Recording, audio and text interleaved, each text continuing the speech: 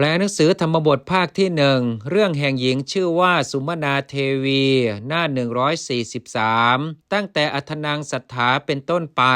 อัฏฐะครั้งนั้นสัทธานว่าพระศาสดาวัตวาตรัสแล้วนางเศรษฐิงกะเศรษฐีนั้นอิติว่าขหปติดูก่อนคฤหบดีอามะเอวังอันว่าอย่างนั้นขหัตถาอันว่าคฤหัสถ์ทั้งหลายวาหรือว่าปภัชชิตาอันว่าบรรพชิตทั้งหลายอปมัตตานามะชื่อว่าผู้ไม่ประมาทแล้วนันทันติย่อมเพลิดเพลินอิทะโลเกในโลกนี้จะด้วยปรโลเกในโลกอื่นจะด้วยเอวะนั่นเทียวอิติดังนี้อาหะตรัสแล้วคาถังซึ่งพระคาถาอิมังนี้อิติว่าปุคโลอันว่าบุคคลกตปุญโยผู้มีบุญอันตนกระทำแล้วนันทติย่อมเพลิดเพลินอิทะโลเกในโลกนี้เปจะละไปแล้วนันทติย่อมเพลิดเพลินนันทติย่อมเพลิดเพลินอุปยัตถโลเกในโลกทั้งสองปุคโลอันว่าบุคคลกตปุญโยผู้มีบุญอันตนกระทำแล้วโสนั้นนันทติย่อมเพลิดเพลินอิติว่าปุญญังอันว่าบุญเมอันเรากตังกระทำแล้วอิติดังนี้ขโตไปแล้วสุขติงสู่สุขตินันทติย่อมเพลิดเพลินพินโยยิ่งอิติดังนี้อัทโธอันว่าอาจอิติว่านันทติย่อมเพลิดเพลินกรรมะนันทเนนะด้วยความเพลิดเพลินเพราะกรรมอิทะโลเกในโลกนี้อิติดังนี้ตถาปเทสุในบททั้งหลายเหล่านั้นหนาปทัสสะแห่งบทอิติว่าอิทะดังนี้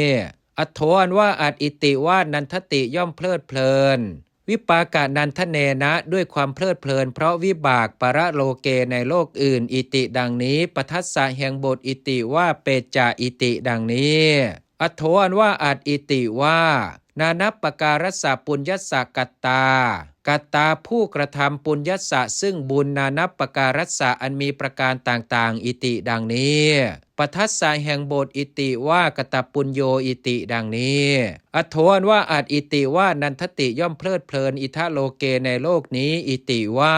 กุศลังอันว่ากุศลเมอันเรากตังกระทำแล้วปาปังอันว่าบาปเมอันเราอกตังไม่กระทำแล้วอิติดังนี้อนุภวันโตเมื่อเสวยวิปากังซึ่งวิบากนันทติชื่อว่าย่อมเพลิดเพลินปรัตถโลเกในโลกอื่นอิติดังนี้ปทัสสะแห่งบทอิติว่าอุปยัตถาอิติดังนี้อัทโธอันว่าอาจอิติว่าปนักก็ปุคโลอันว่าบุคคลกตปุญโยผู้มีบุญอันตนกระทำแล้วนันทันโตเมื่อเพลิดเพลินอิทะโลเกในโลกนี้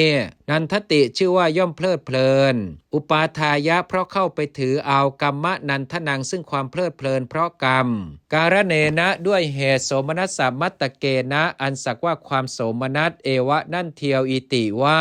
ปุญญังอันว่าบุญเมอันเรากตังกระทำแล้วอิติดังนี้อิติดังนี้ปทัททวยสะแห่งหมวดสองแห่งบทอิติว่าปุญญังเมอิติดังนี้อัทโธอันว่าอาจอิติว่าปนะก็ปุคโลอันว่าบุคคลกตปุญโยผู้มีบุญอันตนกระทำแล้วคโตไปแล้วสุขติงสู่สุขติอนุภวันโตเมื่อเสวยทิพสัมปติงซึ่งสมบัติอันเป็นทิพย์สตปัญญาสาวัสสโกติโยสิ้นโกฏแห่งปี57ทั้งหลายจะด้วยวัสสตาสหัสสานิสิ้นแสนแห่งปีทั้งหลายสัตถิง60จะด้วยนันทติชื่อว่าย่อมเพลิดเพลินอติวิยะเกินเปรียบตุสิตาปุเรในบุรีชื่อว่าดุสิตวิปากะนันทเนนะด้วยความเพลิดเพลินเพราะวิบากอิติดังนี้ปทัสสะแห่งบทอิติว่าพินโยอิติดังนี้เป็นต้นคาถาปริโยสาเนในการเป็นที่สุดลงรอบแห่งพระคาถา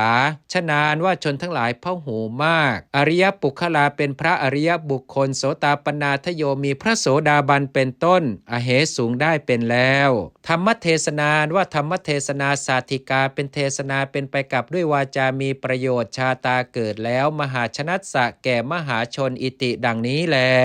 สุมนาเทวีวัตถุอันว่าเรื่องแห่งหญิงชื่อว่าสุมนาเทวีนิธิตังจบแล้ว